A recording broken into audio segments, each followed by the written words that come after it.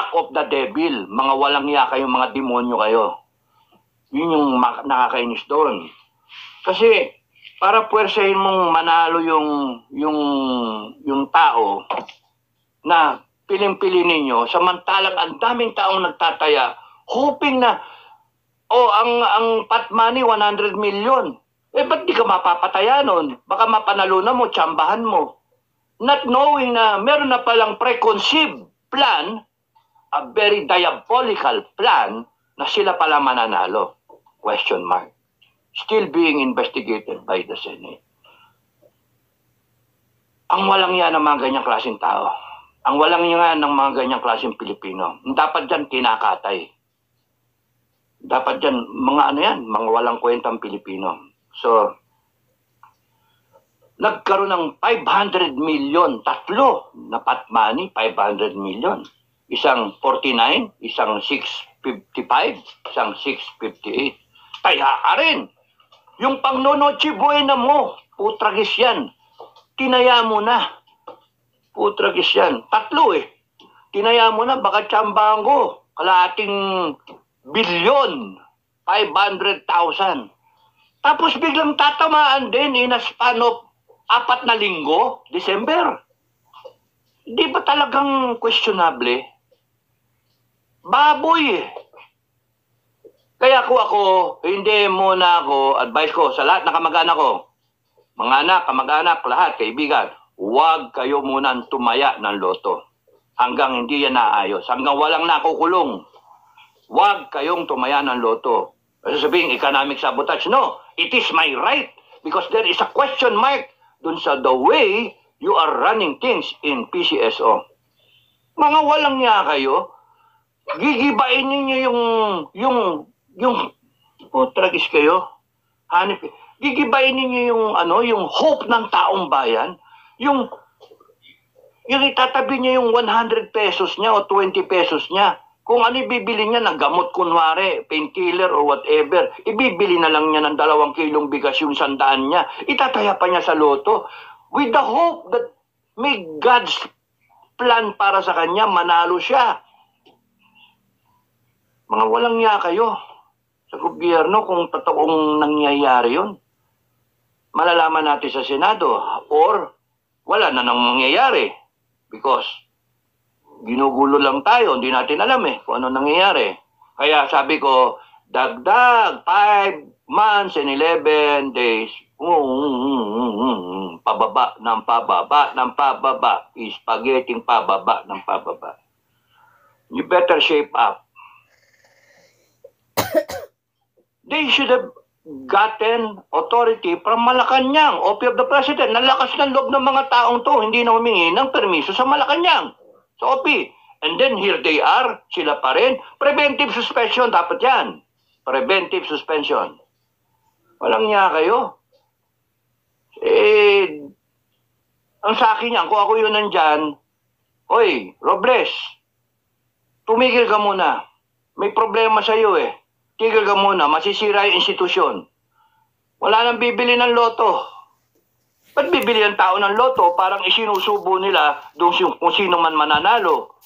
Sinira ninyo yung konsepto na kahit sa Pilipino, guys, sa Pilipino, 10 milyon lang sa atin ang tumaya sa 20 pesos.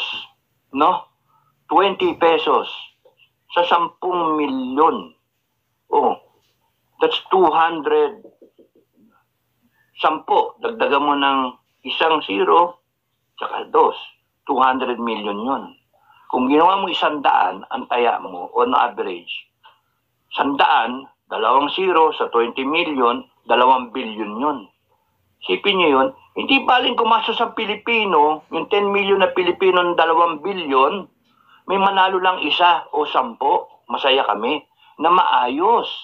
Pero yung may mananalo na dinaya ninyo, pinalabas ninyo, ewan ko paano nyo gagawin yun. Pinabigat ba yung bola, tapos ang lulutang yung hindi, or ang pinakamadali dyan yung mismong may mananalo, tapos nun, chechikin nila, walang nanalo, lilitaw, ticket. I-generate nyo yung ticket, nandun yung numero, i-antidate ninyo. Yun yung sa akin sa tingin ko, yun yung That's the fastest way to cheat. Kasi kontrolado nyo lahat, yung system. No? You will generate it and then kaya nga Congress should investigate kung saan galing yung ticket. Pwede i-antedate yung ticket. Pwede naman siguro i-antedate yung ticket na kinuha, kung saan kinuha. May sindikato. And kung kunyaring may question mark, why would the Filipino people put out money in the hope na mananalo siya when in fact, tinatarantado ninyo. Niluluto ninyo, may mananalong ibang tao. Ginamit niyo yung loto, ginamit yung PCSO para bayaran yung mga troll, bayaran yung mga loyal sa inyo. Tinarantado nyo na naman ang Pilipino. Magalit ang Pilipino niya sa inyo. 5 yon, 42, 45, 6, 49, 55, 6, 58. 5 na major, no? Shortly. Nag-offer sila, according to the investigation, 100 million na pot money sa 642 tsaka sa 645. Tigwa 100 million yon. At 500 million each para sa 49, 55, at 58. So, all in all, 1.7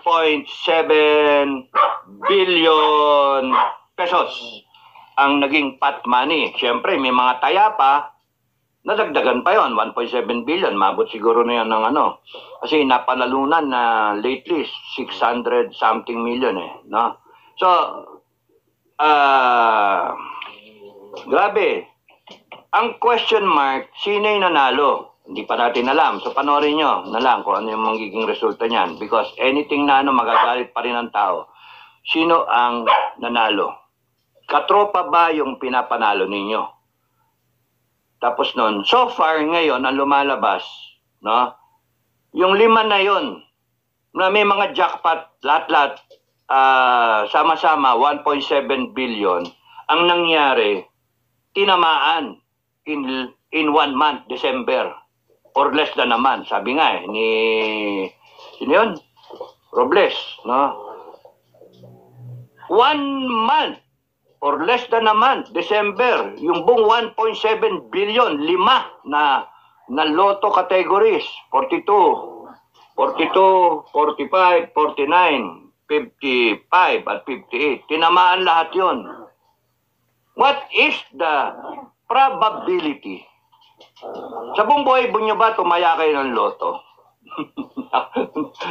Minsan yung pot money, mabot pa na 700 million Kung isang buong taon yon, no? Nagraran. Walang makapanalo. Mentras lumalaki yung pot money, taya ng tao. Why? Kasi nga, ang Pilipino, merong ugali tayo na yung magbaka sakali, no? Baka manalo. Baka biglang, one time biglang, huwag niyong galawin. Baka biglang manalo, one time big time sa isang loto, biglang milyonaryo ka, lalo na kung pot money, ang laki. Kung 500 million, tas nag-iisa ka, di bali, kahit 10 kayo, 50 million bawat isa, walang masama ron. Now, what are the odds na manalo? Nilista ko ang probability ng kombinasyon, ang total combination sa 642, 5.2 million. No? Niround up ko na. 645, 8.1 million. Ang 649, 13 million. So, mentras na dadagdagan ng numero, 6 lang ng 6, pero yung base ng numero, 42, 45, 49, incremental, tumataas yung yung kombinasyon. Siyempre, 5 million, 8 million, 13.9 million, almost 14 million sa 49, 649. Sa 655, 27.9 million. So, almost 28 million combinations. And 658 is 40 million combinations. Why am I saying this? Ikaw, OFW ka, nagpapadala ka ng pera sa iyong pamilya. O kaya ikaw, farmer ka, o kaya driver ka. Ano ba naman yung 20 pesos o 24 pesos? Mas malaking taya, 24. Ganun ba? Hindi na ako tumataya So sa 20 na lang ka mo. Shh, quiet. Quiet. Kung maingay, sorry So, kung kunyaring magbabakasakali ka, yung 20 mo, 2 numero, 40, minsan 100, ilalaglag, 5 numero, may alaga, may alaga, sorry may alaga sila,